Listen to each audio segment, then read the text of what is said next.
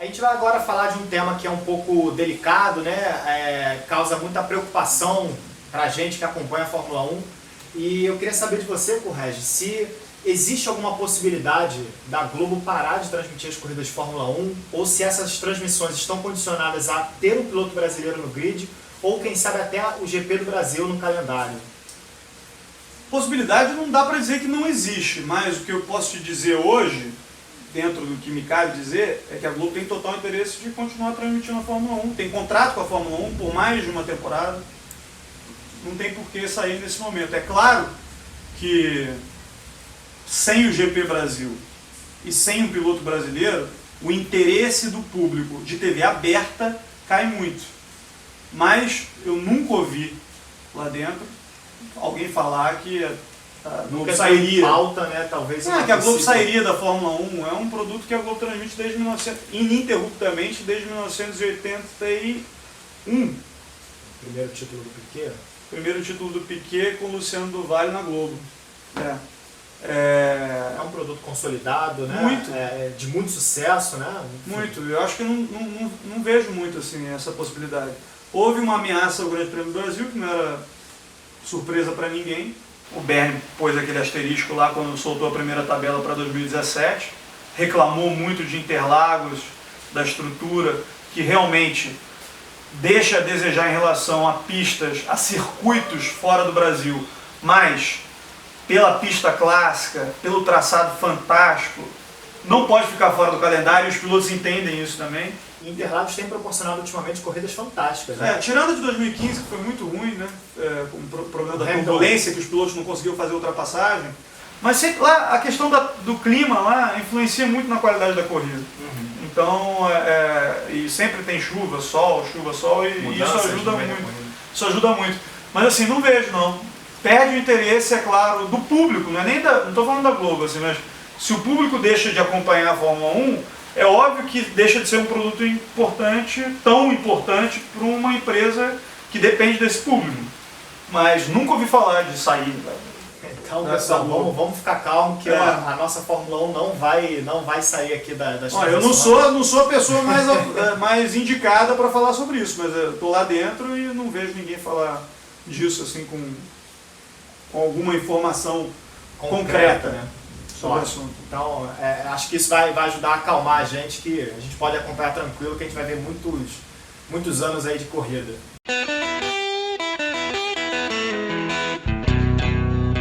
Eu queria saber de você o que você espera para os carros de 2017. Estão prometendo carros mais rápidos, pneus mais largos, os carros se aproximando como é que eram nos final dos anos 70.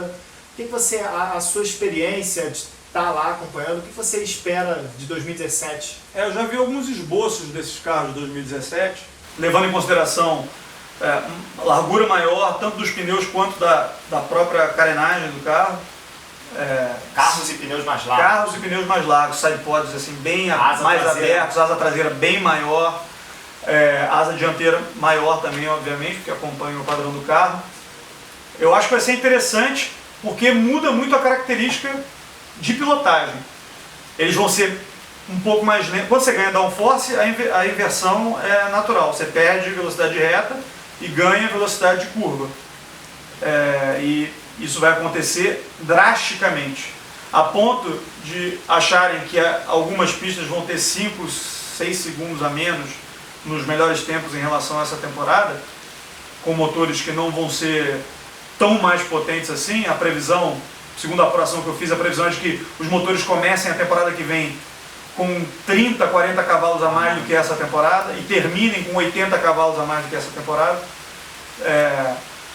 A velocidade que vai ser ganha vai ser toda em curva. E isso significa força G no pescoço dos pilotos. Exige que eles voltem a ser caras mais parrudos, mais fortes. Eles vão ter que fazer um trabalho de preparação física muito forte nessa temporada, e aguentar corridas de 2 horas pode ser dramático para alguns deles. Mônaco, Singapura, Hungria exige do piloto mais braço. Talvez Mônaco nem tanto, mas assim, corridas com curvas de alta velocidade, que muito tempo de força G, curvas longas e de alta, tipo Espanha. Pensar na outra aqui. Sochi tem uma curva que já era curva com 3G, quase 4G, aquela curva das bandeiras de sorte, um raio muito comprido, de aceleração plena, de aceleração quase plena, né, quase flat out aquela curva. Eu acho que ali os pilotos vão sofrer fisicamente para fazer aquilo. E assim, quando você sofre fisicamente, o cara começa a entrar no limite humano de novo, entendeu? O carro pode dar tal coisa, tal velocidade, mas o piloto vai ser obrigado a ir mais no limite físico dele também.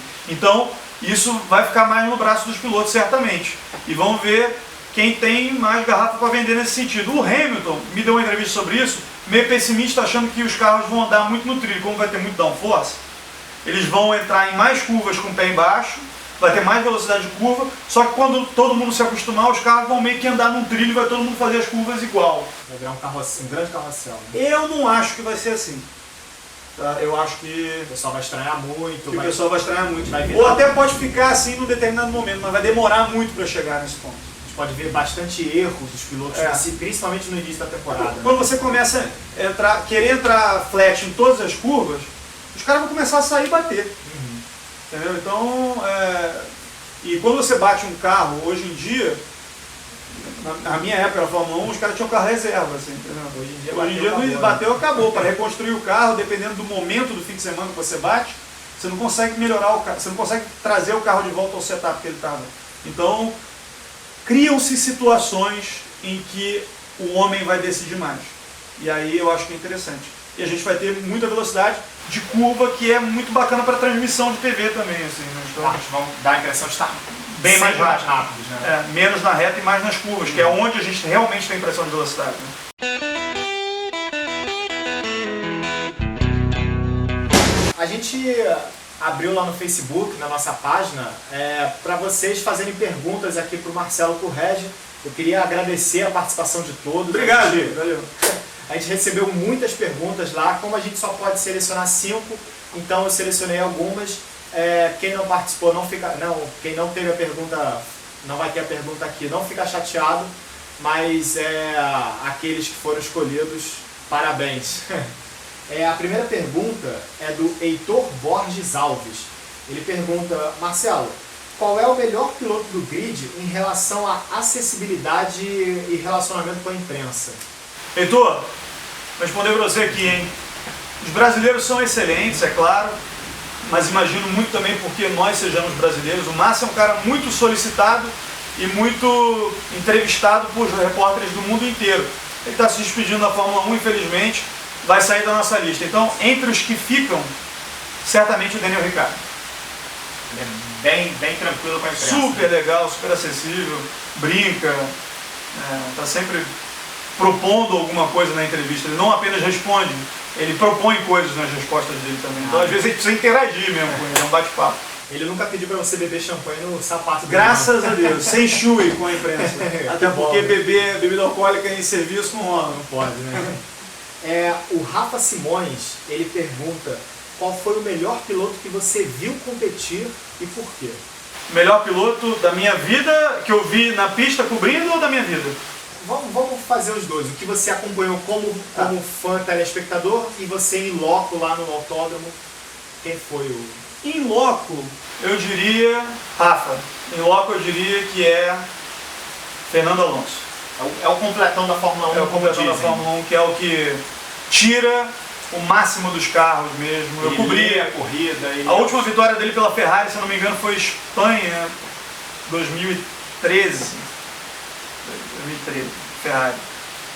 Eu acho que 2014 a Ferrari 2014 a Ferrari não venceu, eu acho que foi Espanha em 2013. Eu fiz essa corrida. Foi uma corrida impressionante, assim. E o Alonso, ele realmente tira o máximo dos carros. Mas ele tem todo aquele problema de relacionamento dele com a própria equipe, do temperamento dele, que acaba atrapalhando o resultado final da carreira dele. O Fernando Alonso, eu acho meio injusto o Sebastian Vettel ser tetracampeão mundial e o Fernando Alonso ser bicampeão mundial. Pela capacidade de pilotagem, né? Não principalmente, você quer ver uma coisa? O Alonso com o Kimi na Ferrari, que é um grande piloto, um campeão mundial, o Kimi, o Alonso passou o carro no Kimi na Ferrari. E o Vettel está tendo muita dificuldade de andar na frente do Kimi, principalmente nesse ano teve. No primeiro ano dele na Ferrari andou à frente, ganhou corridas. mas nesse ano teve muita dificuldade, então isso demonstra. Isso dos pilotos que eu vi, né? Acho o Hamilton fantástico, acho muitos outros pilotos fantásticos também. O estilo do Kimi de guiar, assim, me agrada muito. O Verstappen deve ser muito O prazeroso Verstappen é ver muito legal de ver também. ao vivo, né? Muito legal de ver. Sangue novo. E quando você acompanhava quando era garotão, quem que você gostava de acompanhar? Aí eu vou com o coração, ó. Aí, ó. Sem pestanejar. Sem pestanejar. Nelson Piquet, o tricampeão. Não me xinguem, cenistas. Eu amo o Ayrton também, ó. Tem uma revista do Ayrton aqui para o pessoal ficar com ciúme também. Outra. É possível gostar de Senna e Piquet ao mesmo tempo. Ó, é possível gostar de Senna e Piquet ao mesmo tempo. Sim. Mas vou dizer por que eu gosto mais do Piquet. Eu gostava muito do Nelson pelo seguinte. Muita gente gosta do Nelson por causa do temperamento dele, reverente e tal. A minha paixão pelo Nelson vem principalmente da adversidade que ele enfrentou na carreira toda dele. Não que o Senna não tenha tido e outros grandes pilotos não tenham tido adversidades na carreira, todos tiveram. Mas o Piquet foi um cara que realmente viveu a adversidade desde o início, desde a ida dele para a Inglaterra, categorias europeias, no Brasil. Correr escondido do pai, né? Correr escondido do pai, necessidade de se envolver demais com a parte mecânica dos carros por não ter suporte financeiro para substituir peças nos carros dele. E na Fórmula 1, por ter vencido apenas uma vez com o melhor carro do grid. Que foi em 87 com a Que foi em 87 com a Williams. Que era um carro... O único título dele, eu já fui muito contestado quando disse isso, mas reafirmo. Em 81, as Williams eram certamente mais rápidas e mais regulares do que as Brabham. E 83 a Renault do Prost. Ele tinha o segundo. E assim, as Ferrari andavam próximas também das Brabham.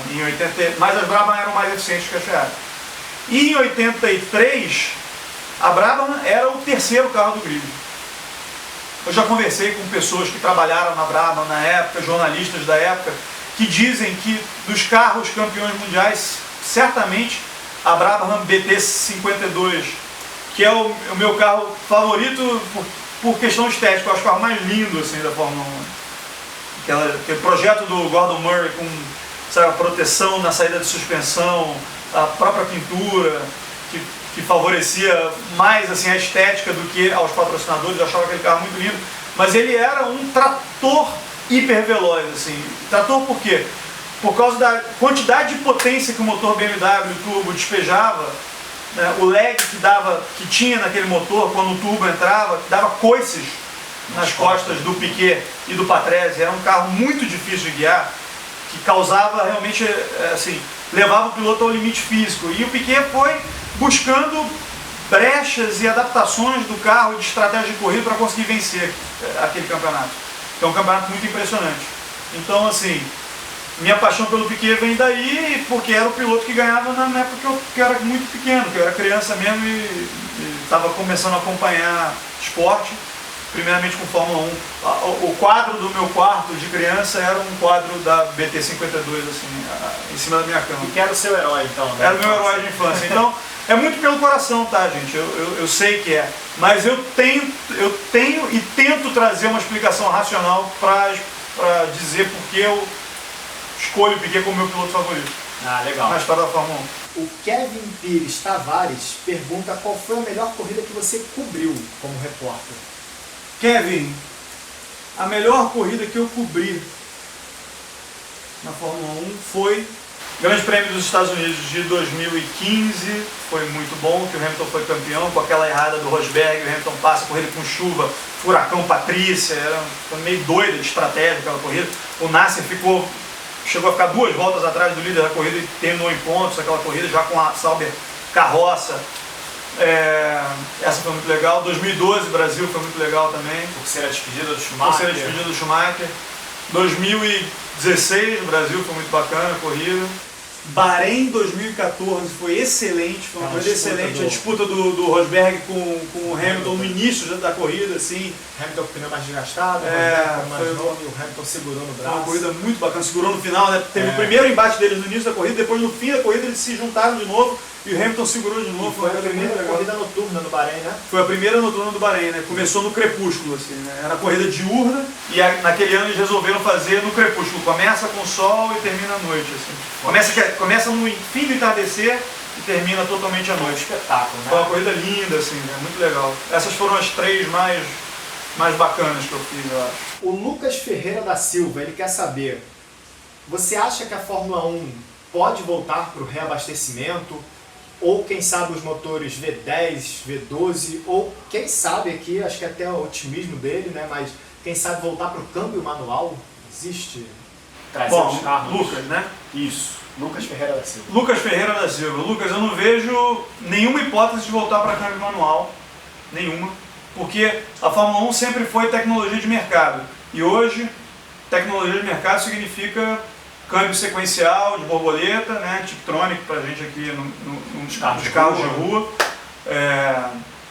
Então essa possibilidade não existe, porque a Fórmula 1, tendo montadoras como equipes, acompanha o caminho do mercado. Essa é a razão das montadoras estarem na Fórmula 1.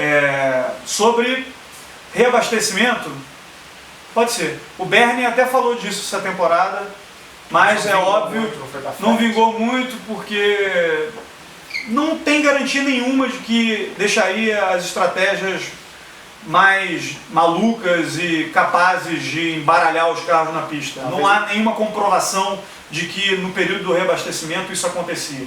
Então, eu acho que a estratégia de 3 compostos de pneu, como aconteceu esse ano, é muito mais eficiente do que o reabastecimento, para você embaralhar a estratégia. E a terceira coisa que ele perguntava pergunta se é possível voltar os motores V10 ou V12. A discussão de motores diferentes na mesma temporada também existiu entre 2015 e 2016.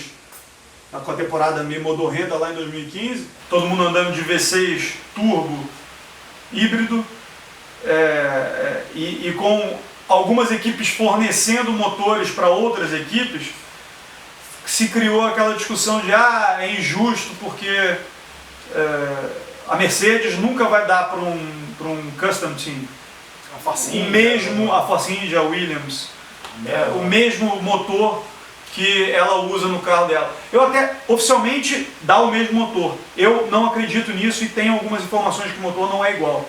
Tá? Ele fica igual em algumas corridas, mas quando eles querem, eles fazem mudanças no motor principal da equipe de fábrica e não passam essas mudanças para as equipes clientes. Então isso cria um problema. Mas também ninguém garante que a entrada de motores V8, por exemplo, que tinham um desempenho parecido, hoje em dia até menor. Os motores V8 quando terminaram em 2013, eles já tinham menos cavalos do que os V6 híbridos turbo têm hoje em dia. Então você criaria uma disparidade. Talvez fossem motores mais baratos para as equipes que têm menos dinheiro comprarem, mas a distância ficaria muito evidente no grid e atrapalharia o desempenho, a competitividade da Fórmula 1. Então, resolver isso não é simples, mas eu não acho que a solução seja usar motores de especificações diferentes dentro dos carros. Até porque essa coisa de ser ecologicamente correto da Federação Internacional de Automobilismo, uma exigência verde que parte da FIA para as categorias, não deve mudar, porque isso é uma tendência do mercado. A gente já tem a Fórmula E crescendo, as marcas de carros elétricos já estão crescendo muito, as montadoras tradicionais já começam a pôr no mercado carros elétricos, então a tendência é que os motores fiquem menos a combustão e mais elétricos no futuro. Mais silenciosos, né? Mais silenciosos e com menos motor a combustão, de explosão. Né? Porque são ecologicamente corretos, são motores de o caminho que o mundo está... É o caminho que o mundo está seguindo, e a Fórmula 1 ela sempre foi uma via de escape para o que estava acontecendo em termos de tecnologia no mercado. Então, eu não consigo ver isso. O que eu consigo ver no futuro, de repente, a Fórmula E e a Fórmula 1 virarem uma coisa só. Mas assim, daqui a 15, 20 anos. A última pergunta, né, que para mim foi a melhor de todas, é do José Henrique. O mundo aqui no Brasil, o mundo dos fãs, né, quer saber qual é a pronúncia correta. É Daniel Ricardo ou Richardo? Essa é a dúvida. Olha, José Henrique? Isso. José Henrique, Depende do ponto de vista. O Galvão adora falar isso, né? Porque ele fica nos termos assim que são curiosos, ele gosta de instigar o público. O Galvão é um mestre da comunicação e ele faz tudo que ele fala tem uma segunda intenção, que é justamente criar esse tipo de discussão, que é uma coisa de brincadeira saudável para quem acompanha a Fórmula 1. O nome do Daniel Ricciardo, pronunciado por ele e pelos australianos, é Daniel Ricciardo. Tem uns vídeos da Red Bull em que ele pronuncia o próprio nome, e você vê ele falando o próprio nome, Daniel Ricciardo. Mas ele aceita que chamem de Daniel Ricciardo, que seria a pronúncia italiana, que é a pronúncia certa da origem da família dele. Ele já disse, até o Massa disse que ele fala que ele prefere Ricardo porque os australianos não conseguem pronunciar da maneira como o italiano. Ricciardo. É impossível para o australiano falar assim. É muito comum, assim, americano de família italiana e que o nome vira uma outra coisa num país anglófono, né, de língua inglesa, porque os caras não conseguem pronunciar. O Michael Schumacher, ele no início era, pelo alemão era Michael Schumacher. Michael Schumacher, ele chama. Passou aqui pro Michael, né? O Vettel é Vettel, aí muita gente chama de Vettel, a gente chama de Vettel. O Raikkonen. Na verdade o que acontece é que a gente padroniza nas transmissões as pronúncias dos nomes. A gente chega pro piloto e pergunta para ele, como é que é o nome na sua língua? Se for algo que o brasileiro consiga pronunciar, a gente vai e dá prioridade à forma como o nome é dito na língua do cara. Se é impossível de pronunciar, tipo Schumacher, fica ridículo falar em português desse jeito, a gente chama de Schumacher. Robert Kubica ou Kubica? Kubica, essa é boa, né? Porque em português a gente lê e fala Kubica, porque tem o C lá. Mas essa letra, no cirílico, no alfabeto cirílico, que o polonês também é cirílico, como os países eslavos usam o alfabeto cirílico, russo, Sérvia, Croácia, essa letra em russo é S, que a gente chama o C de S, tem som de S.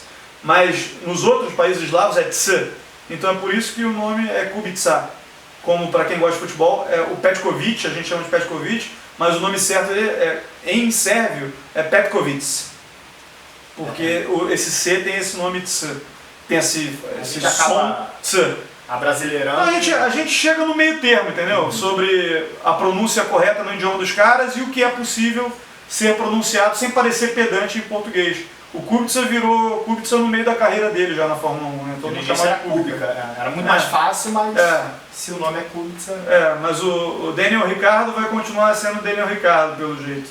Mas os pilotos mais italianados, tipo o Felipe Massa, vão sempre chamar ele de Ricciardo. Mas como não tem nenhum piloto da Itália hoje em dia, então a gente precisa se preocupar com isso. E eu acho que vai demorar a aparecer algum também. Né? Deixa aí nos comentários, você acha que é Ricciardo? Vamos chegar, uma hora a gente chega no final, quem sabe a gente consegue falar com o... Talvez quando aparecer um italiano na Fórmula 1 para competir com o Ricciardo, aí ele resolva ser Ricciardo, ou quando ele for para Ferrari, ser piloto da Ferrari, se isso acontecer algum dia, ele assuma o Ricciardo, mas por enquanto fica Ricardo. Tem que torcer, para quem quiser ouvir Ricciardo, tem que torcer para o Giovinazzi, sair da GP2, entrar na Fórmula 1. O Valsec pode esquecer que está mais gordo do que lutador de sumô. Virou comentarista de vez. Correge, foi um prazer conversar com você. Valeu, cara. Vou deixar aí na descrição as redes sociais do Corrégio, Facebook, Twitter, Instagram. Quem quiser, segue ele lá. Sigam lá, por favor. Ele faz umas postagens bem legais no Instagram. Quem quiser trocar uma ideia com ele no Facebook e no Twitter, só seguir ele lá. Espero que agora em 2017 a gente tenha uma temporada fantástica de Fórmula 1, que a gente possa ter um grande campeonato e torcer para que a disputa seja mais acirrada possível, que é isso que todo fã quer ver, carros difíceis de pilotar, pilotos cada vez mais heróis, né, e menos robôs nos carros. Então esse é o pensamento, vamos torcer para que seja um ano fantástico na Fórmula 1. Vamos sim, vamos torcer por isso. Eu acho que a expectativa é de que isso realmente aconteça e que a gente tenha uma temporada ainda melhor do que a última temporada. Vai ser bem bacana 2017. Eu vou estar sempre junto dos fãs de velocidade, no Velocidade Alta ou em outros grupos de discussão de Fórmula 1. Podcast F1 Brasil, F1, Alta Octanagem. Pessoal, super gente boa, todos esses sigam também. Eu vou deixar o link de todo mundo aí, porque A gente tem que criar uma comunidade de Fórmula 1 para a gente debater, conversar. E para fazer esse amor expandir. Cada vez mais. Para atrair mais gente. Bom, a gente vai ficando por aqui, você já sabe, se você não é inscrito, se inscreve no canal, ativa aquele sininho de notificações para você receber todos os vídeos, deixa um like se você gostou, compartilha com todo mundo, faz esse vídeo chegar em todos os locais e deixa aí nos comentários quem você gostaria de ver aqui numa próxima conversa, num bate-papo. A gente vai fazer o possível para trazer mais pessoas do meio, né, que possam sempre acrescentar, tirar dúvidas, enfim, a gente possa bater um papo bem legal. A gente se vê no próximo vídeo, pessoal. Aquele abraço, hein? Valeu, galera. Um abraço.